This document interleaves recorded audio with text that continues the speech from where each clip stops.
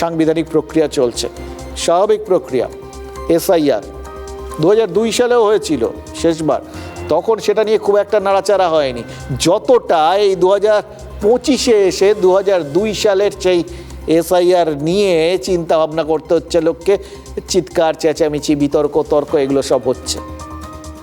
এই একটা স্বাভাবিক প্রক্রিয়া নিয়ে, মানে একটা নির্দিষ্ট সময় অন্তর অন্তর ভোটার তালিকা সংশোধন হবে, কে মারা গেছেন, কে অন্য জায়গায় চলে গেছেন, কে বিয়ে হয়ে অন্য কেন্দ্রের ভোটার হয়ে গেছেন, এগুলো তো ঠিকঠাক করতে হবে। একসঙ্গে 5 জায়গায় যাতে কারোর নাম না থাকে, মৃতদের নাম না থাকে, এগুলো তো ঠিকঠাক করতে হবে। এটা তারা স্বাভাবিক প্রক্রিয়া, সবাই জানেন।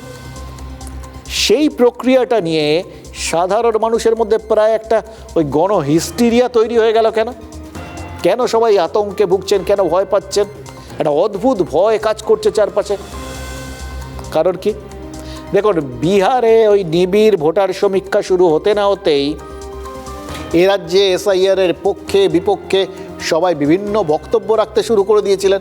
এবং সব থেকে বেশি তারা যেটা করছিলেন সেটা হচ্ছে ভয় ছড়াচ্ছিলেন। একদম কোট আনকোট ভয় ছড়িয়েছেন নেতারা, সব রাজনৈতিক দলের নেতারা, কেউ বাদ যাননি।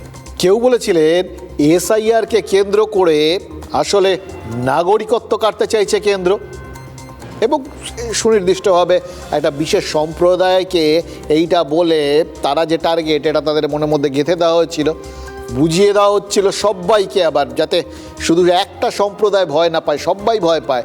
এটা আসলে সিএএনআরসির প্রাথমিক ধাপ।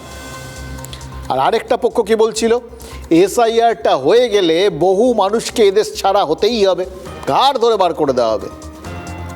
এবার দেখুন গোটা বক্তব্যগুলোর মধ্যে একটা ভয় পাইয়ে দেওয়ার টেন্ডেন্সি লুকিয়ে রয়েছে। এই এসআইআর নিয়ে একটা কনফিউশন, একটা সংশয় তৈরি হয়ে গেছিল মানুষের মধ্যে। এই রাজনৈতিক দলের নেতারা আসলে এসআইআরকে একটা জিনিস হিসেবেই মানুষের সামনে তুলে ধরছিলেন, একটা সাংবিধানিক প্রক্রিয়া। সেটাকে কি বলে তুলে ধরা হলো? জুজু।